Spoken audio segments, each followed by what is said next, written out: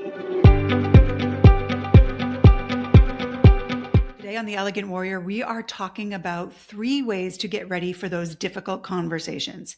Now, if you think a difficult conversation is giving or receiving feedback or negotiating or asking for help or setting a boundary, whatever it is, these 3 tools are going to get you ready. They are test your story, mother your animal, and know when to argue.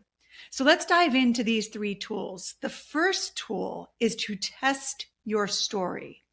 Here's the thing about these difficult conversations, quote unquote difficult. Not every conversation that you think is difficult is actually difficult. Difficult is just an opinion. You might think it's really difficult to negotiate for a raise. But there are people out there, believe me, because I've worked with them and over time and training have become one. There are people out there who love to negotiate, who think it's fun. You might think it's difficult to set a boundary, whether it's in your personal life or professional life. There are other people out there who love setting boundaries. They embrace it. You might think it's difficult to accept or give feedback. And there are other people out there who love it. They think it's a learning opportunity. So what's the difference between you and these people who don't think any of these conversations are difficult? The difference is the story. You have got to tell yourself a different story about the conversation you are about to have.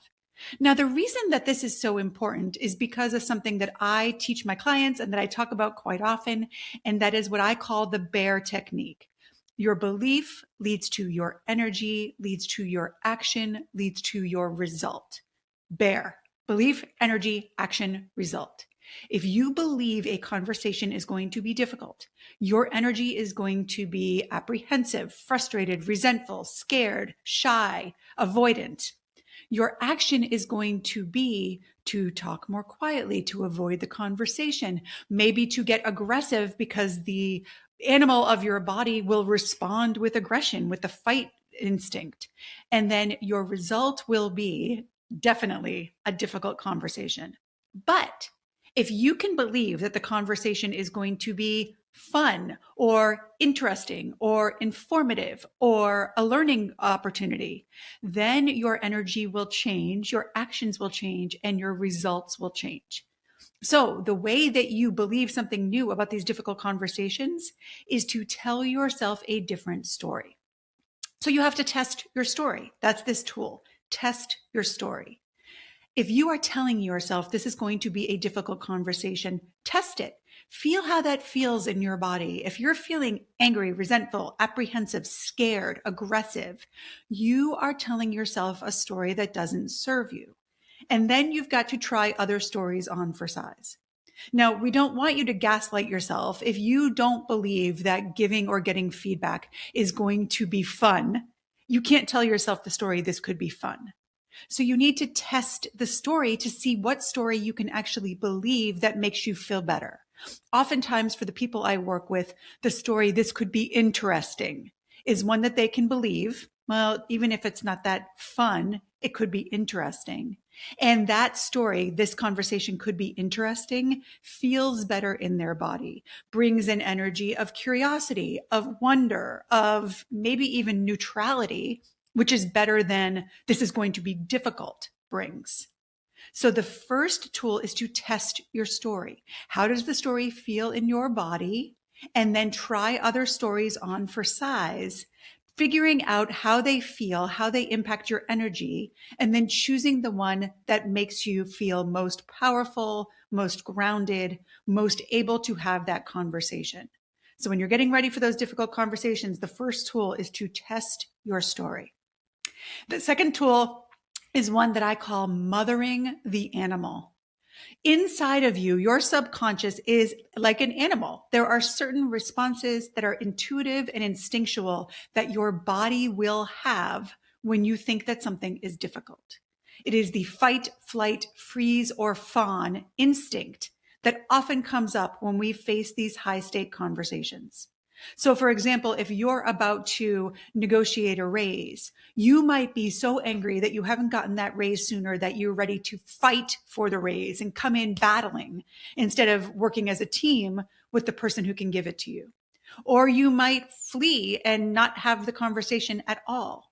Or you might freeze and get into the room and then not be able to speak or speak as well as you would like. Or, and this is something that I did a lot before I learned all of this work, you might fawn and get in there and just agree to the number the other side says because you don't want to fight and you don't want everybody to get along and you want to protect yourself from any danger.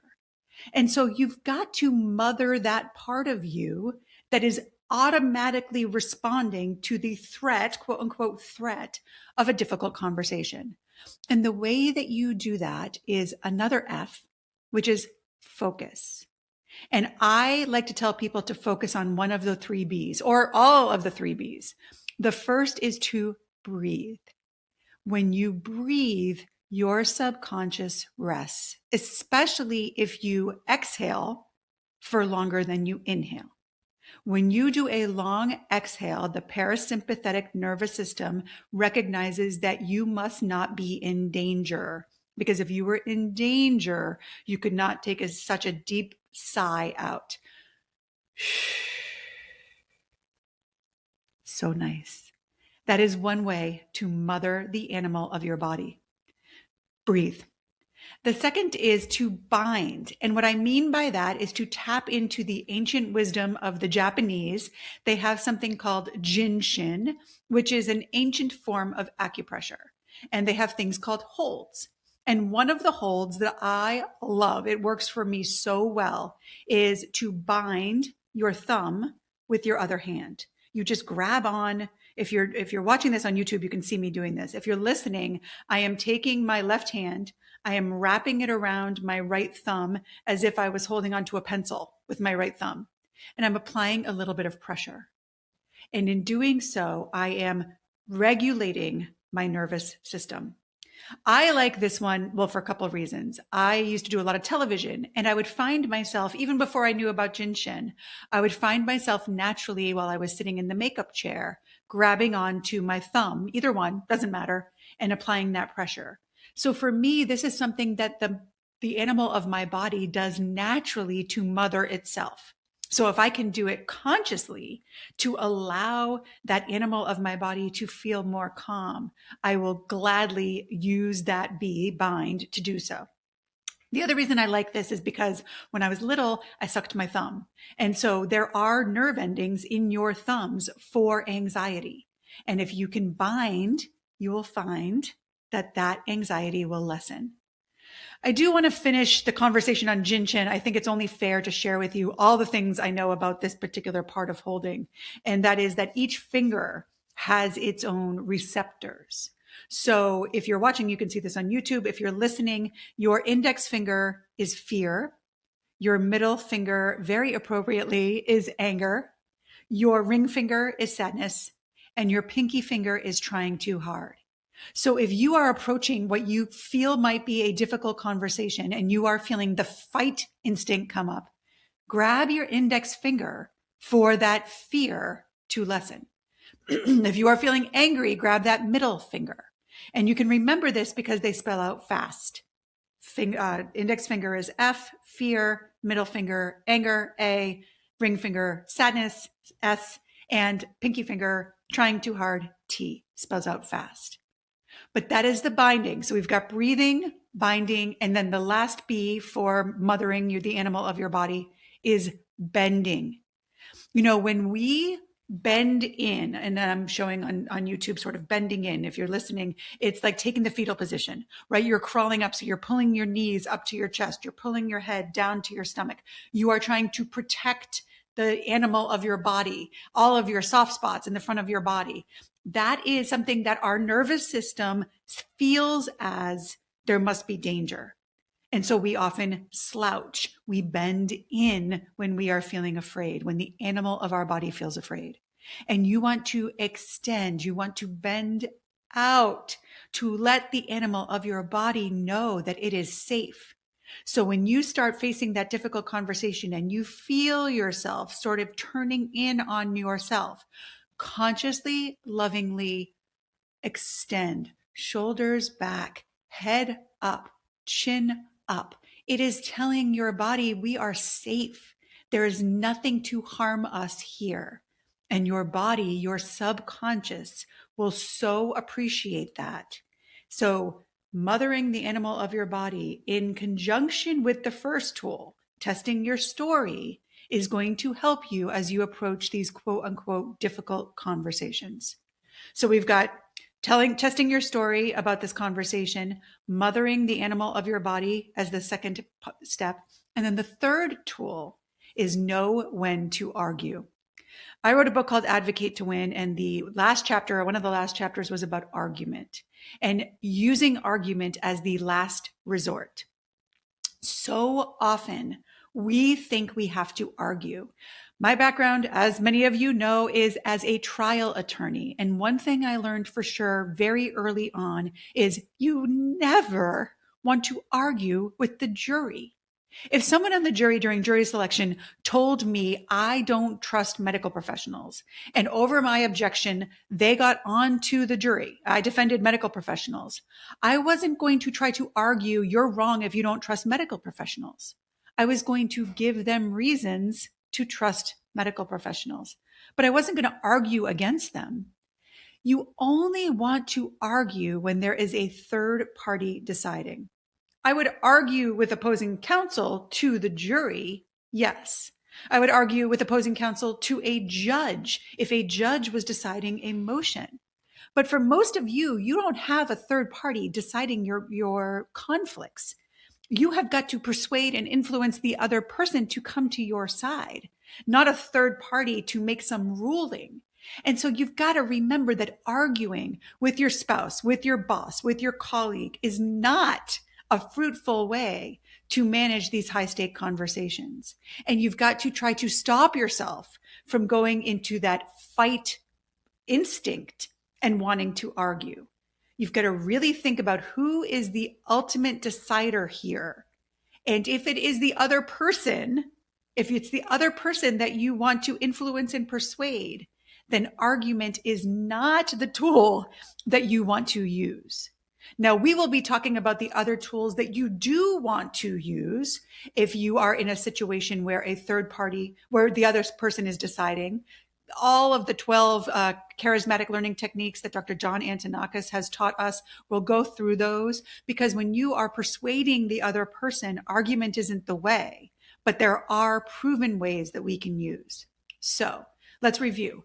You are facing a high stakes conversation. It might be giving or receiving feedback. It might be negotiating for a raise or to buy a car.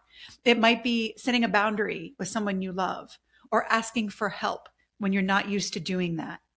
All of these can fall under that umbrella of quote unquote difficult conversations if you think they are. And when you're in that situation, you want to go to these three tools. First tool is to test your story. You are telling yourself a story that makes you think this conversation is going to be difficult. So see if you can access a story that makes the conversation feel fun or interesting or potentially a learning technique. Test your story.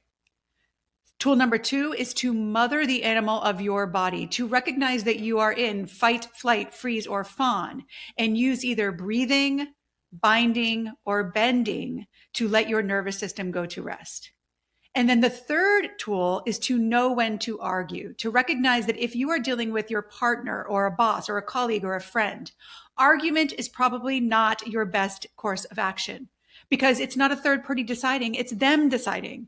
And when you start arguing, you often get their animal of their body frustrated. They get into fight, flight, freeze, or fawn, and now you're in real trouble. Instead, save argument for the last resort in the right setting and step away from argument as you approach this conversation.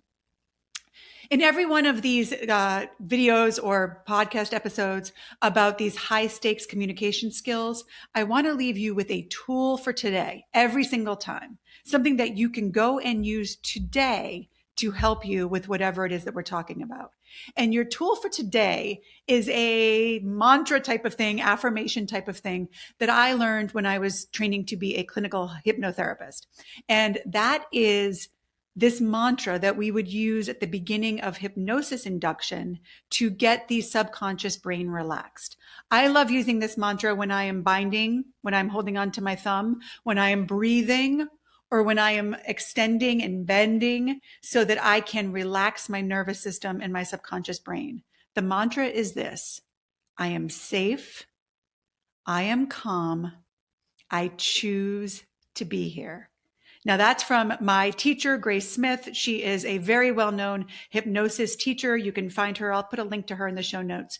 But she would, at the beginning of our hypnosis induction, teach us to say, I am safe. I am calm. I choose to be here.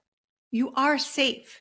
These challenging conversations are not putting you at risk, at danger, even if you feel like they are. You've got to test that story. You can be calm because you can know that this conversation is going to be interesting or fun or a learning opportunity. And you choose to be here. It is always your choice. That's why we love the word elegance. The root of that word is to choose. You choose to be in those conversations. Do it intentionally with the knowledge that it can be a good thing, and everything will flow from that. Here at the Elegant Warrior, we believe that you choose your way to your successes, and you choose your way to those successes oftentimes by learning how to communicate. That's what we're doing here. Communication skills for high stakes conversation. I will be back next week with another one of these skills. Every week we'll be doing this. Put in the comments or email me, heather@elegantwarrior.com, with questions, comments, concerns, things you want me to cover, situations you are facing that you want me to discuss. That is the work that we are doing here together. I will be back next week. And in the meantime, as always, take good care.